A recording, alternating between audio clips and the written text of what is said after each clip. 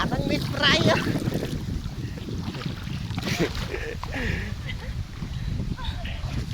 ทอดดะขนมเจ็ดแค่นี้ดิทอดตกทอดลงยูทูบสมมติ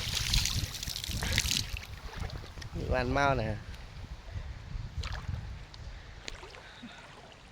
โอ้ได้แหละตะกี้นะ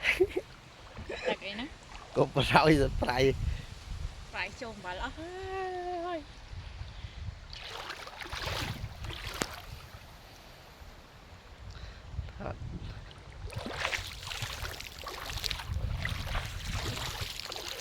เอ๊ไปตึก